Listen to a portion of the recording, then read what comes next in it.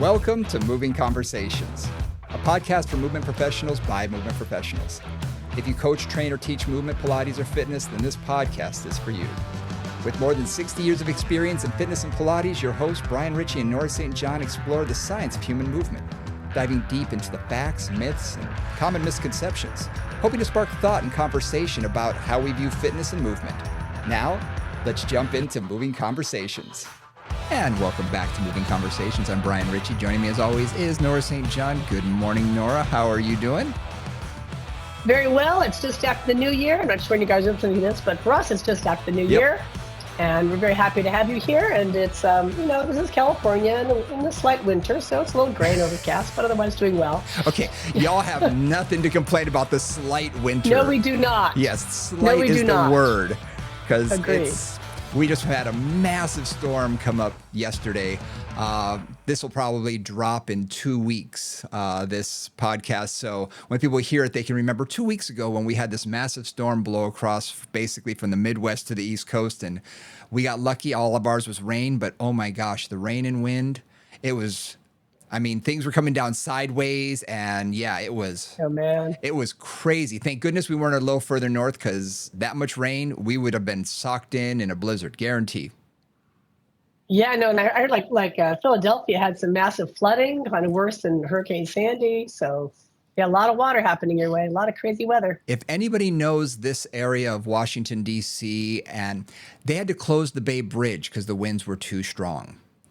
Oh. Yeah. So when they have to close a massive bridge that connects, the eastern and western shore of Maryland, yeah, it was intense. And there's areas that have a shelter in place because they can't clean up fast enough. So it was pretty bad around here. Oh, that sounds like no much fun at all. Yeah, not much fun. But today we're going to talk about some fun stuff.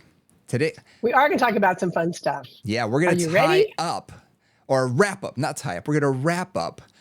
talk on fascia. Now, when I say that, I'm saying I guarantee that we're not covering everything there is about fascia, and that we're going to revisit this, a few months down the road, 6 months, a year from now. We'll probably have new information or want to revisit this because it's such an important topic, and a topic that is in the news a lot more than it ever has been.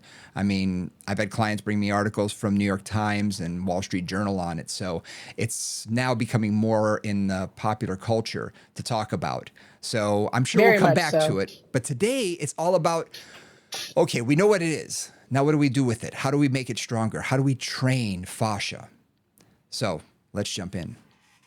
The first thing that I want to say, and this is just one of those things that I think is really important to say, is that if you are moving, you are training your fascia. Yes. Whether you're moving in an extreme way and you're working out every day and you're swimming and you're bicycling and you're running, or you're sitting at your desk. Yep. Whatever you're doing, your fascia is responding to that. And I said, creating your fascial suit based on the activities that you live in. Right? So your fascia will get tighter in the areas that need more support or that are shorter. It'll get longer in the areas that are a little more mobile or have a little bit more range. And that's just how it goes. So let's just start with that, okay? Because there are you can only do this to train your fascia, only do that. It's like, no. Whatever you're doing is training your fascia. It's just what you're trying to do with your fascia and what the best way to train it is for you and for your goals. Right. And that's a great way to put it, is if you think about it, those people who do nothing, they're still training their fascia. They're training it to be tighter. They're training it to be irregular. Yeah.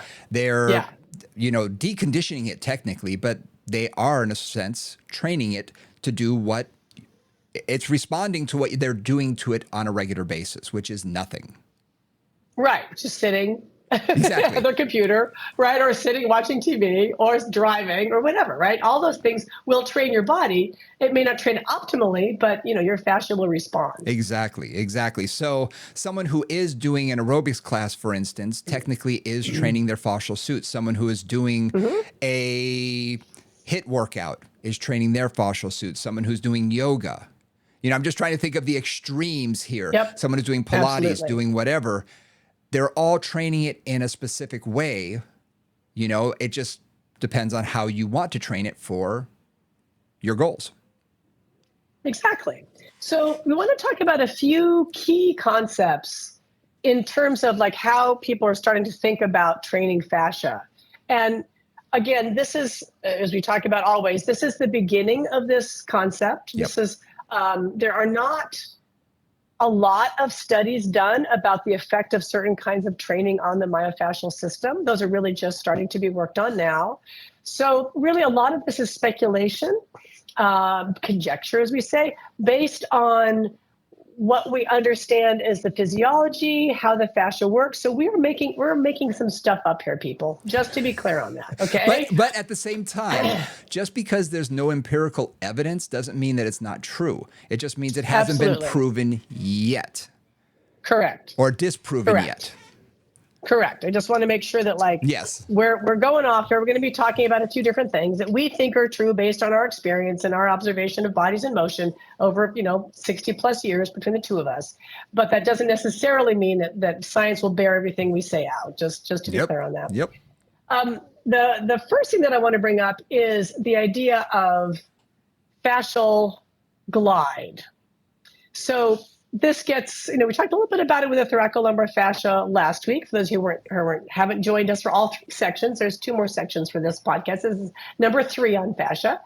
And one of the things that we talked about there was that integration of the different layers of fascia, that ideally you have good, solid glide between the different layers of the tissues. Right. So, for example, very simple example, if I am bending and straightening my knee, all right, in the myofascial system, you have your quadriceps, which go around the thigh and end up at the linea aspera, right, in the back line of the leg, back line of the thigh, of the femur. And then you have your hamstrings, which sit on top of that in the back. And between those, there is a layer of fascia. And there's something called the intramuscular septum, which is kind of between those 2 layers of muscles. Now, those muscles act in different ways, right? One is contracting, while one is lengthening. One is contracting.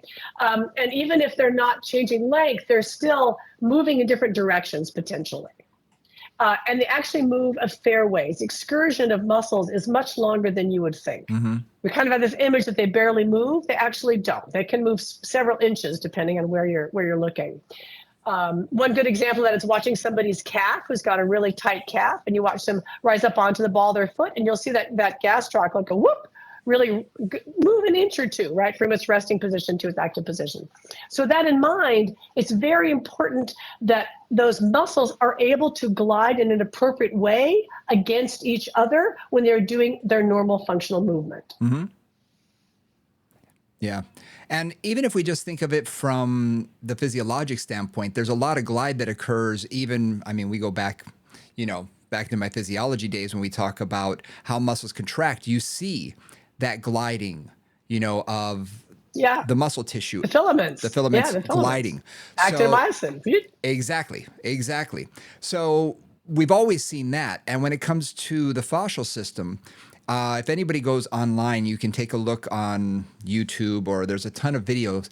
If you just type in fascia, you'll see the hydration of the tissues, but you'll also see the different layers of fascia sort of sliding and gliding over one another within the tendon. And you can see how it needs to do that in order so that the muscle has a great excursion and it's not so short. Because if you think of all the tissues that are in there when it comes to arteries and nerves, veins, these are things that need to be able to move and stretch and glide and slide properly in order to have a lot of excursion for the muscle to actually contract. Because if you think about, if everybody just takes and lengthens their arm and then flexes their bicep and then shortens it, you can see that's quite a bit of excursion. That muscle actually comes up quite a bit. Like you said, the gastroc does. It has to in order to move the arm. So that tissue needs to have that amount of glide and slide to it. And the ways that we develop this, so we talked a little bit at the end of last session about scar tissue. We talked more specifically about like scars that come through to the skin. Yeah. But we also can create scar tissue within the bellies of the muscle. Yes, this is a lot of where hypertrophy happens. Yes, some through building muscle tissue, some through building scar tissue within the muscle. So that can go either way. And sometimes that muscle, that scar tissue within the muscle can decrease the glide of the muscle at every level. I mean, both between the myofibrils, between the actual muscle fibers, and then between that muscle and the ones next to it. You think about lactic acid, right? That kind of post-workout aches and pains. Some of that is because you've got lactic acid buildup in the muscles and the myofascial tissue that is painful, apparently, when you move it. Okay. Now, the other thing, too, about that glide is if, again, from the first time, we talked a bit about the proprioceptive system of the fascia. And what I say about that is, or what I mean by that is, a lot of how the body knows where it is in space, along with our Golgi tendon organs and our muscle spindle fiber, muscle spindles, is it knows it because of the change in water pressure between the layers of the fascia as the muscles move. Okay. So that tells the body how fast it's moving, how much the muscles are contracting, what direction it's going. Like that is a tremendously complicated system.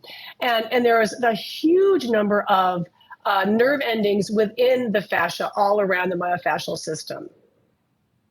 Yeah. So if you have, right, so if things aren't working well, if things are sticky, if things aren't moving well, if you're losing mobility in an area for whatever reason, that will decrease that proprioceptive feedback. It will decrease the coordination of the tissues. It will decrease the glide and the slide and the grace of your movement. And just so someone who, we all have those clients who are very unbody aware. They seem to like have no proprioception as to where their body is in space whatsoever.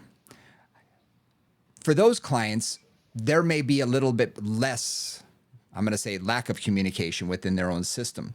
But even in a high-level athlete, when you get some scarring and you get something that's going to block some of that proprioception and some of that communication, that can lead to that hitch in your giddy up where you're going to see on one side they're not moving as smoothly, that the muscle may not be contracting as much. I was working with a client today who he's had numerous knee surgeries, and you can visibly see the scarring within the muscle. You can see where there's divots, where he's had some muscle removed, obviously, and other areas that have been sewn together. And he says he still feels a lot of knee pain. And I can see it. I'm thinking, well, there's still a lot of scarring going on there. That it's always going to be there because he wants it to feel like the other knee that's had no surgery. And I'm like, well, I don't think it's ever going to feel the exact same because, like I say, when I stretch it, when I see it contract, you can see a portion of it contract nice and smooth, and another part that seems to be flat, that seems to be not really communicating very well. Yep. That's classic, right? Yeah. I mean, that's exactly what we're talking about is when there is that kind of damage, and it doesn't even have to be that major. That sounds fairly major. But, I think about, we talked a little bit about this last time, think about post-pregnant women who've had a C-section. Again, what's that going to do to that whole system? Talking about somebody who's had liposuction and the way that can scar the tissue down. So there's lots of things that can keep that glide from happening at a kind of major level and a more of a minor level. I think about there's an athlete that I worked with who was a throwing athlete, and one of the things, he was a pitcher. And one of the things about pitchers, and you'll see this if you ever see a slow motion shot of pitchers, is their external rotation in their shoulder. Oh my gosh. Is unbelievable. Unreal. Right? It's like the arm goes back and it's like the hand is down close to their waist or at least halfway through to their ribs. Volleyball players too. Right. So, anybody who does those kind of back and tennis players also oftentimes, right? They've got that same kind of, for a serve, same thing. So that really changes the structure of the myofascia in the shoulder girdle. And generally, they will have a lot of external rotation and not a lot of internal rotation. Do you find that is primarily just on that one side, or does it sort of cross over a little bit to the other side as well? Or is it just that's the side that's been trained for it so much that that's going to have that incredible range of motion, and the other side is pretty much normal? I find it's more on one side. Yeah. I mean, when I look at the back of a tennis player who's a serious tennis player, there is no symmetry on the two sides. Sure. The lat looks different. The trap looks different. I mean, everything I can see just on the surface level. Yep. Their hips are often different. Their waist looks different. if you look at the erector spinae along their spine, though, I mean, it can be radically different. Baseball So players too. anybody who's, yeah, exactly. Anybody who's a one-handed athlete or a primarily one-handed athlete, again, that fascial suit builds quite differently. Yeah. Something that I will often, I'm going to take a little detour here for a second, but athletes that I have that are older, that still are participating, whether it be in something like golf, baseball, softball, something that is very one-sided, I will remind them to do things on the other side as well, because things like their spine has done that one rotation so many times in one direction that, yes, you've built your fascial suit to accommodate that one direction, but now they may be experiencing low back pain, or they may have some serious muscular imbalances where in their 40s they're now talking to them. That even just if they're a golfer, I'll say swing the golf club the other way just a few times every couple of holes. Just you don't have to make it perfect, just to unwind the tissues a little bit and remind the body how to recenter itself almost. And to a person, they all say, my golfers at least, it makes a huge difference. My baseball players and softball players swing the other way and they say, it feels so silly. I said, you're not trying to hit a ball. You're just trying to unwind those tissues and retrain your system a little bit. Yeah, absolutely. Those are both really great examples, because I find, as a Pilates teacher, a lot of when I've worked with high level athletes, especially not during their performing season, my job is simply to do the best I can to balance out the imbalances of their sport. Yeah. Work on their left side if they're right-handed, work on their torso rotation to the left if they rotate to the right, and just try to get things a little more even. Because again, to your point with your older athletes, those patterns get stuck. As long as you're staying fit and you're staying active and you're doing it, you may be able to tolerate that depending on your body structure. But there's often some point where like that imbalance starts to beat you up a little bit. Yeah. Yeah. And it needs to be rebalanced at a certain point in one's life often. Yeah. We had a very, very high level Olympic figure skater that was training out of my facility for a while. And it was interesting watching with the rotations, because he needed his body to rotate in one direction. And he was not doing quads, but he was doing triples and things. So he had to generate so much power. And he was primarily doing Pilates. And it was generating so much power and rotation, but it was only one direction. That's all he needed to focus on. And for someone like that, I was caught in a conundrum talking with the instructor that was working with him. I said, do you only train that one way because that's what he needs for his sport today, because he's going to Worlds in 3 months or whatever it is? Or do we train the other side as well to balance that out, to prevent down the road? There's a balance out there. Well, I think periodicity or training clients, athletes like that. I know I've trained a lot of synchronized swimmers, particularly that were in competition season. That was kind of something I worked with a lot. A few skiers, some tennis players, a lot of golfers and stuff. And one of the things that I learned was during competition season, kind of don't mess with things. Exactly. I would give them a very balanced program, right? I would give them a very balanced program, but I'd be fairly bilaterally symmetrical, letting the dominant side do whatever it's going to do, working on whatever skills they needed to maintain or to work on, or strength or whatever. But I really wouldn't do a lot of correctives unless they were in that post-performance period. If there was like a 2 months off or 3 months off when they're kind of recovering and doing that, that's when I would do any correctives I was going to do, which meaning correcting some of those habitual patterns from their sport. Yep. And then once they get back into competition season, it's like hands off. Yeah. I've dealt with a few coaches when I've had a couple of professional athletes of, various sports, where the coach just says, I just need you to get them back on the field. I don't need you to do anything more than that right now. Exactly. Yes. You can deal with the other stuff later, but right now we need him back. So it's like, I understand. Yes, sir. Okay. So yeah, I could get that. So when it comes to scarring and things like that, we also see things like muscle tears, where the scarring can be within the muscle itself, where you can literally see if it was a serious enough tear within the belly of the muscle. But we also have tears that occur within the tendons. And which the musculotendinous junction. Yeah.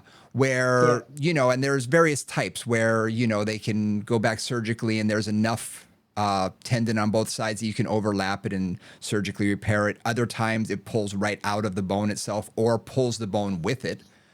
So there's various types of tears. And from the fascial point of view, we've been talking about trying to make sure everything sort of gets in alignment and everything. But in that sense, when we're talking about scar, we want to create scarring in that sense. We want that scarring to lay down heavies to create greater strength. Wouldn't you agree? Yes. Yes. You do. I mean, that scarring is useful. I mean, the body scars itself up because it's trying to close something that needs to be closed. Right. I mean, that's its job, whether it's a break in the skin or whether it's a break in a muscle. Scarring is designed to bring those ends back together, whether it's skin, whether it's bone or muscle tissue or tendon or anything. Like any of the situations, you're trying to bring those ends back together and have them grow back, which is often a very complicated and kind of chaotic process for a while. And things don't always end up in the way that they used to end up. Yeah. Right. And when things are healed, you often will hear someone say, well, it'll be stronger than it was before. Right. And in certain regards, like a broken bone, you can have that where the bone itself is going to grow and sort of fuse itself stronger in that one spot. Whereas in a ligament, though, you don't seem to have that, because there's no blood supply. Right. So you're not getting that regeneration. It's not a very dynamic tissue. Yeah, blood and muscle are very dynamic tissues. Ligaments are not very dynamic tissues in that sense. Yeah, but tendons that tear and you're able to surgically repair them, they will come back stronger than they did before because of that scarring. Yeah, and because they're well innervated and they're well blood supplied. Yeah. Right. They're designed to heal. One thing that's interesting to bring up here, I think this is a good place to talk a bit about how you maintain that glide. Yeah. Right. So thinking about glide, a lot of this it's pretty simple, and yet it's simple, but you've got to commit to it. And what I say by that is you've got to get multiplanar. You have to get out of the sagittal plane or whatever plane you typically work in. So ideally, you're really doing some multiplanar work, some rotational work, some lateral flexion, along with some flexion and extension, right? So making sure that all of the planes of motion are covered in your workout. I think that's a really critical piece that I find is missing on so many of my clients, that they just don't ever rotate. Like they just don't. And that means that those systems that are very important for functional movement, for sure, are not getting the nourishment that they need and not getting the communication that they need and not then getting the coordination that they need to work well. Yeah. We've been talking a lot about three-dimensional movement and whole body movements, moving our body through space. And you said it perfectly, rotation is such a huge component of that. That gentleman I was talking about with the knee, a physical therapist, is who sent him to me because he had run out of ideas. He was just saying, you know what? There's nothing more I can do. I want you to work on as much closed chain, three-dimensional, full body. Let's see if that helps. So everything I do is all about trying to get him out of the sagittal plane, trying to get him into rotation so that his knee can stabilize from varying points of view. So no matter where he's going to have the force applied, his knee can stabilize. Yeah, absolutely. And how important that is.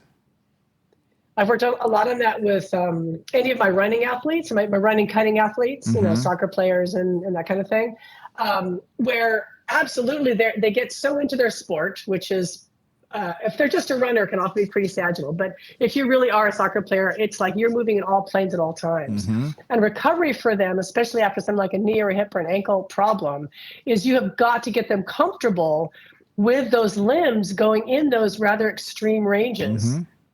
External rotation and deep knee flexion on one side, or a deep lunge forward, or whatever it is. You've got to really work on getting those pieces comfortable and creating the support and the basic stability in all those other positions. Absolutely. And also the confidence within the athlete, or when I say athlete, it could be, 45-year-old who's, just goes out once a week and, plays soccer, but blows his knee out. He wants to get back to it. He's got to be able to trust that knee. And we hear about high school students who never get back to where they were after an ACL. Professional players never get 100% back to where they were after an ACL or a meniscal tear or whatever. So it's getting that confidence back as well as training them from those, all those different angles, making sure that they're going to be able to cut, pivot, twist, lunge, squat, all those different movements that are required, constantly when you're out there playing. And that's where glide, so multiplanar motion for sure to get glide going. Also basically working on mobility. Mm-hmm. And by mobility, I don't just mean stretching in the more traditional sense or flexibility work, although that is absolutely fantastic, but also adding in the component of perhaps self-passage, myofascial release, roller work, ball work, those kind of things. Yes. Very often you can make progress, and I'm going to say this quite bluntly, you can make progress with a range of motion through stretching alone. Mm-hmm. It's a slow process. Yeah. I think it can be quite a slow process, but it's a slower process. If you combine that with either self-massage and myofascial release work or manual therapy, you can make much quicker progress on whatever issue you're trying to solve. Yes. I've just discovered that a long time ago that myofascial release has been crucial in getting people to get back after an injury. A client who literally left here earlier today was re-diagnosed with frozen shoulder. She never 100% recovered. And a lot of what we had to do was mobility work because things were still frozen. And I said, look, it's not just stretching. Yes, you need the active, but you need the passive as well, which is why you need someone who's good at body work and how to properly use a release ball or a foam roller to get the body to release what you need it to. And to do it properly, because too many people I find, I'm sure you've seen the same thing when you're rolling your IT band, are just going up and down and up and down and up and down. They do it 10 times and they're done. It's like, well, you've ironed your pants really well. Other than that, you really haven't done a whole lot to the tissue itself, I find. Well, let's dive into that. Because I think this is one of those topics that you will hear literally every possible viewpoint on. Absolutely. So I'm going to throw out several different things that I've learned from my years in looking at fascia. So one of the things is when you stimulate an area through touch. So if you roll over an area, whether it's with the ball or a roller or anything else or somebody else's hands, that is a neurological stimulation. Sure. Now that alone may allow that muscle tissue to relax and to lengthen. It might not, but it might. That is not a tissue change. That is a neurological change. Okay, neurological changes can be like, instantaneous more or less, but they're not necessarily going to last unless the tissue changes also occur. Yep. Right? So when I'm then thinking about, then the next layer on that is if I'm really doing some rolling, and this is where you get everything from the rumble roller with vibration to the melt roller, right? Like very, very, very soft and gentle and relaxing and breathing and very aggressive and kind of pounding your pulse. Yeah. Or pounding you to a pulp. Yep. So there is that whole range. And honestly, I'm not going to dive into my particular opinions about it. I think my experience has been different amounts of pressure work for different clients in different ways. Yes. Okay.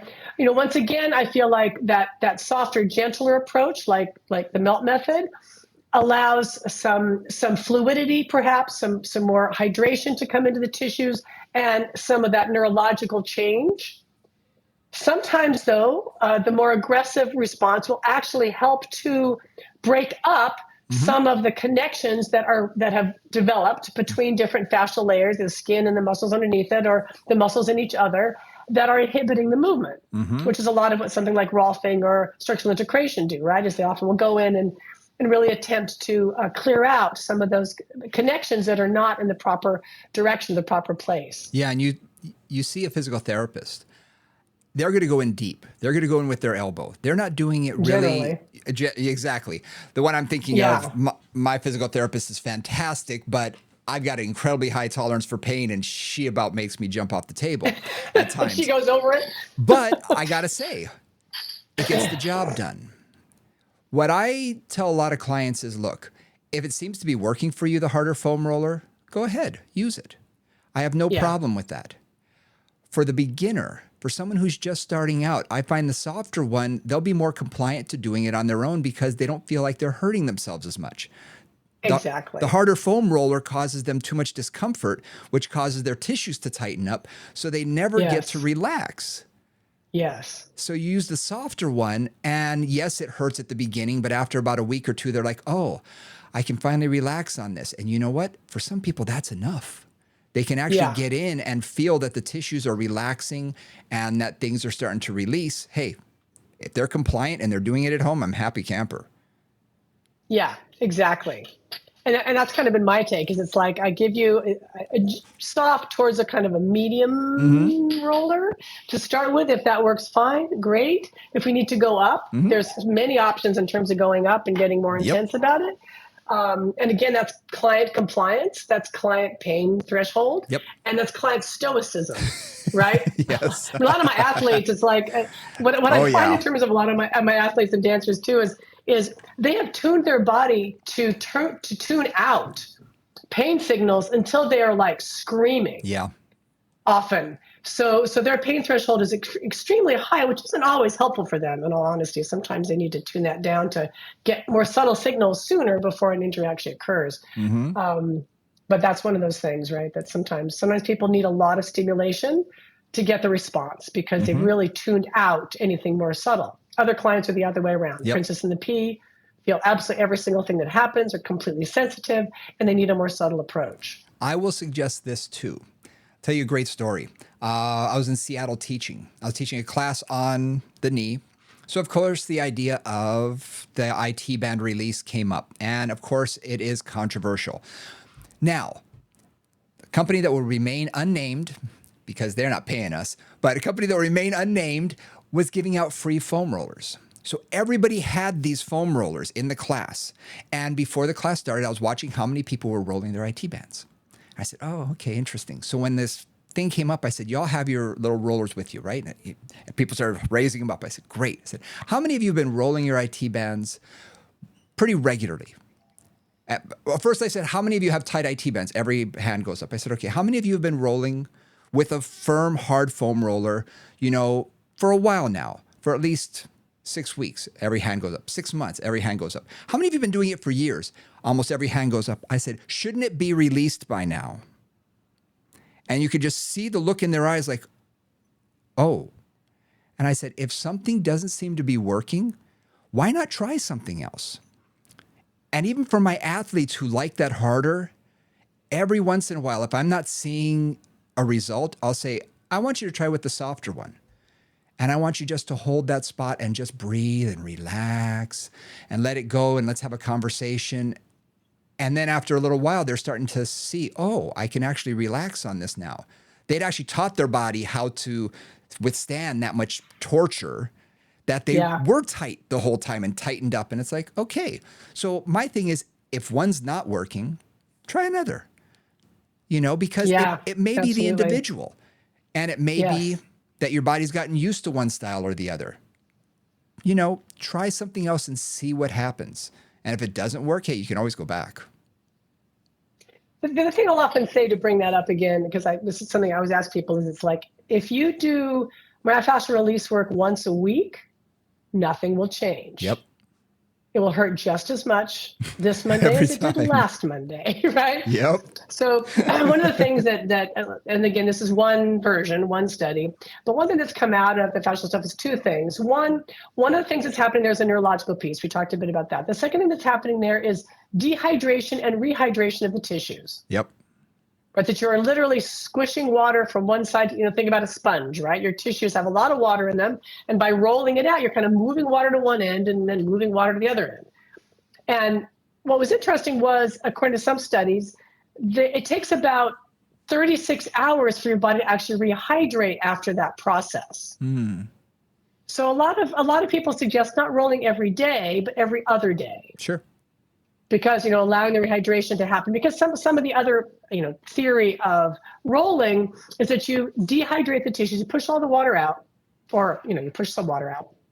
And when it rehydrates, it brings in fresh nutrients, fresh water, fresh whatever is necessary for those tissues. Yep. So you get a healthier tissue environment, basically. So that's another thing too, is it's like, so thinking about that every other day bit. And then also thinking that I know, particularly the IT band, if you do it every week, again, once a week, you'll not get anywhere. 2 or 3 times a week, and you'll generally start to feel like it doesn't hurt as much every time. Yep. Right. And sometimes you'll find you get really to a place where it's pretty comfortable, and then you don't roll for a month or two, and you come back and you're better than you were at the beginning of your previous version. Some stiffness may have come back in, or some pain may have come back in, but not always. Yep. So it's one of those things where you've got to really play with frequency, Yep. tension, right? How much resistance or what kind of roller tension you're using, and what you're working on. Yeah. And that makes a lot of sense. And that's kind of what I tell people when I first start with them. I will say do it every day, but only because I know human nature. They're not going to do it every day. Exactly. If you say every day, you're going to get if you're lucky, you'll get 3 times a week. Bingo. I get that. Yes, exactly. absolutely. So, and then, I will modify that. And then of course, when they stop hurting and everything's good, they stop rolling. And then when it comes back, you tell them, hey, have you been rolling? Oh, no, I forgot. Okay, let's get back on that. Go back into it. Exactly. And it starts feeling better again. It's like, hey, good. Now you know. And I do have a maintenance program for some people where when they do start feeling good, it's like, hey, even on my T-band, my knees and things, when it's bothering me, I do it more often. When it doesn't bother me as much, I'll hit it once a week. And I find that maintenance is fine. Yeah, exactly. Because it's just maintenance at that point. And I don't need it as much. But when I need it, I up the frequency. Yeah, exactly. And it's a tool, and it's an easy tool, right? And it's a wonderful tool that way. Now, one other thing I'll bring up here, because I've heard from so many people, you should roll in the IT band because one long argument I've had with some people is it's so strong, it won't do any good anyway. That's one argument. The other one is you can damage it. And I'm kind of like, okay, now, depending on how firmly you roll or whatever else, maybe you can. But those are diametrically opposed viewpoints on rolling out the IT band. So anyway, I just like to say that, my experience, and certainly there's been a ton of people who've been rolling IT bands out for decades that have neither caused damage, and have had that be effective. So I just like to bring that up in terms of just a very, very wide swath of the population finds that this is not a problematic thing to do. Yeah, absolutely. My thing when I try and explain to people the reason why I want them to roll is I do explain that we want glide and slide between our tissues. And a lot of times the IT band and the quadricep especially can almost adhere to each other. They get these little fascial adhesions. And suddenly they're moving together instead of having that gliding motion. And that's when we see whenever that vastus lateralis contracts, we have that lateral pull of the patella a lot of times. And so I say when you find those hot spots, those could be those little fascial adhesions. And that's really what I'm trying to get rid of is if it's a rubber band with 20 knots in it, well, if you release 10 of those, guess what? Everything loosens up a little bit. And you may not get rid of all of them, but if you can just get things to slide and glide a little easier in that area, things seem to calm down. And to me, that's always made more sense to get rid of those fascial adhesions, and then things can move better. Right, and that's where you have to be a little bit more aggressive. Yeah. I mean, you can do some of that through just breathing on a soft roller, but some of that is a little bit of a mechanical process of actually breaking down those tissues to some extent, right? And that's just, again, it can be manual, it can be with a roller, whatever, but just understanding where on that spectrum you are. Yep. Now, one other thing about mobility, there's a lot of discussion also in mobility land about a long stretch versus a short stretch, a ballistic stretch versus a held stretch. Yin yoga, where you're holding for 3 to 5 minutes. Lots of different ways to think about that. And once again, I'm going to say one of those non-satisfying answers, and this depends on the body I'm working with. Absolutely. Some bodies absolutely love long stretches and tolerate them extremely well and do a great job with them. And they really can help their mobility and help them maintain their processes. Other people that I work with, particularly my hypermobile clients or my clients that are like, dancers and many of my yogis for that matter, can have so much mobility that for them to hold for that long disorients the muscle tissue, disorients the myofascial tissue. Interesting. I've seen that a few times, particularly in the shoulders. That it's like mobility work is not always something that I focus on for them. I really focus on strength, proprioception, awareness, lots of multiplanar motion. Because if I focus too much on mobility for them, they'll come out of the stretch and it's like they can't move their arm. Right. They can, but it's like it's lost that integration with the rest of the system. Sure. I had a conversation when I was a baby trainer. I was just into this, and a physical therapist was also a trainer at night, did it part-time. And I was talking about stretching hamstrings. And of course, my thing was more is always better and get them to go farther. And she just said, how functional is beyond 90 for your average person? And it was the first time. And of course, I'm trying to argue with her. And then later on, I'm thinking that's really true, that there is an optimum range of motion that every joint needs to have, or should have, doesn't need to, but should have. And going beyond that on a regular basis, or establishing your mobility beyond that for no real goal in mind. If it's for performance or whatnot, I understand that. But if it's not, it may lead to more dysfunction than function. Well, especially if the body hasn't integrated that new length, it doesn't know what to do with it. Right.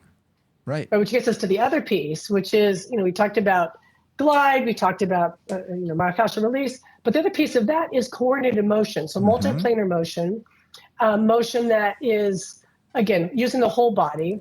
Also things like bouncing versus smooth, right? We talked about ballistic that, yeah. Versus smooth, right? But those are really different ways to move, and those train the fascial system a little differently. Well, that goes into that elastic recoil that we covered the last session, the last podcast. So why don't we get into that now? Because that goes against a lot of what we had originally thought of in training, where they said don't ever bounce in especially a stretch, never bounce, and things, and all of that. But I'm also thinking, what if you're doing like jump squats? Well, aren't you just doing basically loading, exploding, loading, exploding, and you can do that in many different ways. Or a kettlebell swing. I mean, you're really loading tissues and exploding, and it's bouncing, but it's not jerky, and it's not, that, I don't know how to describe it, but that motion that is herky-jerky, I guess. Yeah, that works. Yeah. So elastic recoil, we talked again a little bit about in our first session. Just a little brief review. Did we talk about the rat study? I don't think we got into that study. Okay. So this came out of this one study done with rats, and this always entertains me, so I have to tell the whole story. So what they basically did was they took a little biopsy of a rat's Achilles tendon, okay? And you can do that on a rat, not so like to do it on a human. And they looked at the organization of the tissues. And in a rat that wasn't jump trained, and I'll talk about that in a minute, the tissues were fairly chaotic. I talk about that kind of felty quality, right? They weren't really very organized. Then they did jump training. So what they basically did was have the rat's food kind of higher up, so the rat had to jump and hit a paddle so the food would come down, something like that, right? So they had to jump to get a reward. So the rats were jumping fairly regularly because that's how they fed themselves. And then they would do a biopsy. Then they did a biopsy of the tendon tissue after the rat had done their jump training, which again I find slightly hilarious. And what they found was that tendon tissue had completely reorganized to more like a crimp. So I think of it as knitted almost. If any of you are familiar with knitting, which many of you aren't, but basically it's kind of like a loop, like a valley, and then a mountain, and then a valley, and then a mountain. Ruffles have ridges. There we go. Exactly. There we go. Thank you. There we go. The ruffles view, and then that basically the tissues then organized in this more crypt-like fashion, which gave them more spring. Yeah. So this is the simple analogy I use is if you have a shirt that is a woven shirt, a woven cotton shirt, for example, and you pull it and it doesn't have any, lycra in it, it won't stretch much. Right? Because those fibers are felt, doesn't stretch either. If you've got felt anywhere, that doesn't stretch either. But you think about a knitted sweater, or you think about a knitted item of clothing for fitness, which is a whole lot of knits in fitness, that has flexibility. And it's because of that crimped quality of the tissues and of the material that allows it to have that ability to expand and contract. Mm-hmm. Does that make sense? Absolutely. Absolutely. Okay. So, excuse me, the same thing apparently happens in humans. When we go out there and start jumping around or running or anything that's kind of ballistically timed in terms of the body, walking will not do it. Swimming will absolutely not do it. But something like, running, jogging, jumping, something in that range, the reformer, footwork on there, the shuttle, the footwork on there, where you really are moving and you're pushing off the foot and you're landing and you're pushing off and landing with a certain timing. Right. That's a critical piece. And those of you joining us at home, you can stand up and play with this yourself. So if you stand up and you jump and you find a rhythm that you can maintain that jump, right? Jump, jump, jump, jump, jump, jump, jump, whatever your speed is. Pogoing. It's not that hard. What? Like a pogo. Like a pogo, right? It's not that hard. You kind of bounce, bounce, bounce, bounce, Yep. bounce. Excuse me a second. So yeah, my wife and I joke all the time that when we go to that music, a lot of times nowadays, if you listen to it, the popular stuff is almost stuff that you can pogo to, things that you can just go boing, boing, boing, boing, go up and down and up and down. And it's very interesting that that's become one of those interesting, things that, like I say, in popular music, we see it. And it's something that in classes you could actually create that. You could really put that into your group exercise type class where you're doing more of that jumping. What I noticed with my clients, I started them on some jump training, is it's very uncomfortable for a lot of them. It's incredibly uncomfortable. On the shuttle is one thing because you can get them into that rhythm, but as soon as you take them into a gravity laden environment, even having them just jump up to something that's 2 inches tall. I mean, it's not that much, or an inch. You see this weird, giddy up sort of thing where they can't really get into it and they have to almost be retrained. It's something that neurologically they can't seem to figure out. If that makes any sense. Absolutely. No, that rhythm is critical. For jumping, that rhythm is absolutely critical. And for elastic recoil, what they found is that, let's say somebody is jumping at a good rhythm. What happens is their body is actually responding quicker than their muscles or their neurological system would allow. Mm-hmm. So in other words, there's an energy storage in the tendons that then gets released quicker than the nervous system or the muscles will allow. Nice. And almost any body part can be trained in this fashion because let's just think about a tennis serve. Let's think about serving a volleyball. Let's think about throwing a ball.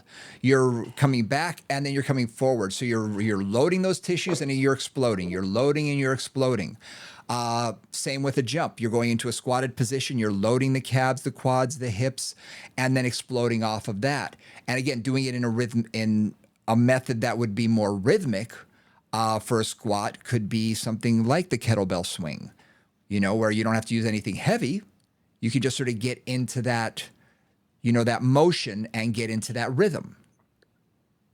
Right. So that's one way to think about training the tissues for elastic recoil. Yeah. Is adding, adding swings, adding jumps, adding things where you're winding up the tissues and you're releasing, and you're winding up the tissues and you're releasing. Kettlebell's great for that.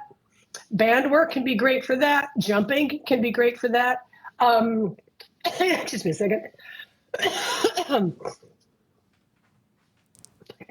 One of the teachers that I worked with on this, Robert Schleip, worked with a man who was an Olympic coach for runners in Canada. And they talked a lot about how important that spring is for runners. Right, that they've got to be able to spring off the ground. And that spring has that's what actually creates the speed and the timing. Absolutely. Not anything else. And they would do things like exactly that. They would have them run, and they'd have them really work on just that spring piece. Mm-hmm.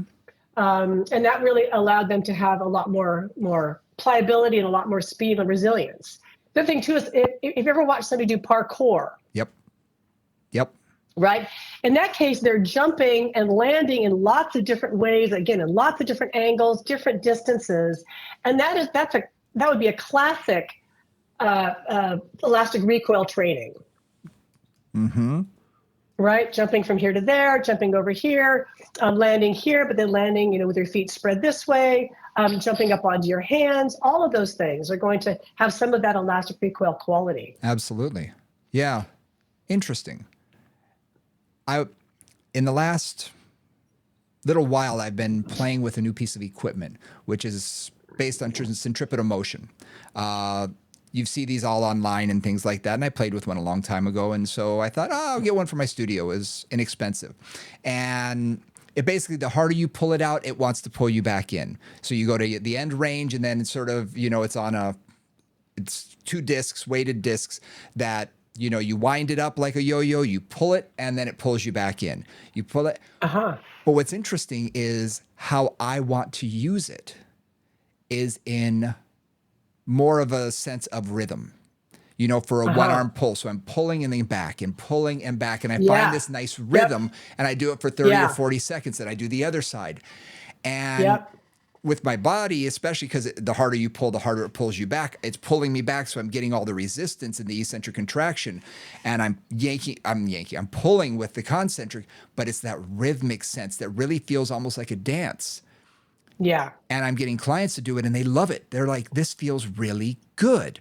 And they can't tell Absolutely. you why. It's like, and I said, it's the rhythm. And they say, yeah, it just feels really good to do this. And I mean, you can do it with a band, you can do it with anything you want. But I sort of rediscovered this just by playing on my own body and saying, this feels really nice.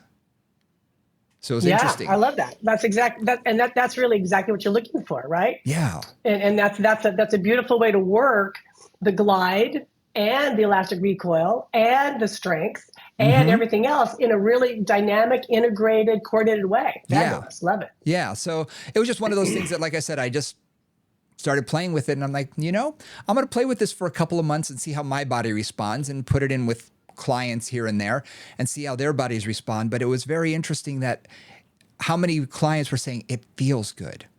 And that was sort of my aha moment. It's like, okay, this feels good. I like that. So training that elastic recoil in a different way. And again, because I was using this machine, and again, you can use bands, you can use other things.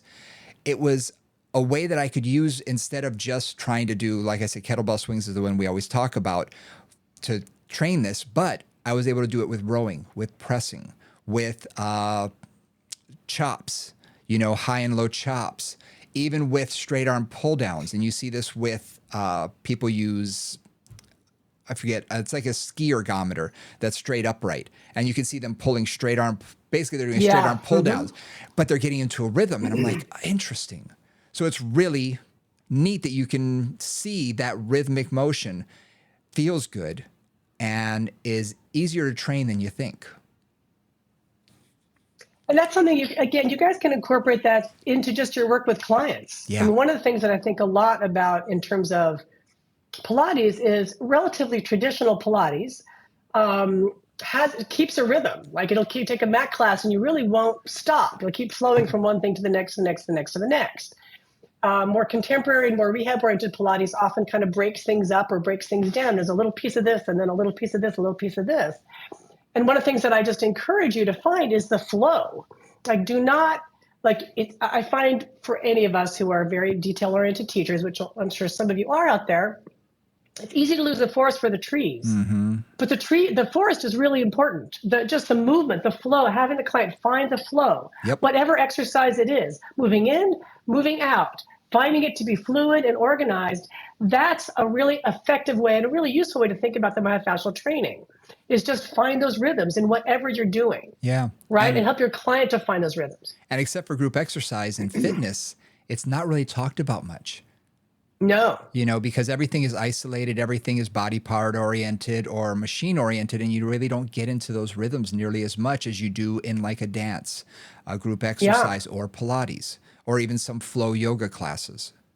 Yeah, exactly. Yeah. Just something to think about, as you start to train people. The thing too is, add some jumping in for people. Yeah. And honestly, and the reformer is fantastic for that, because you put the jump board on, you can take the weight as light as you need to, Yep.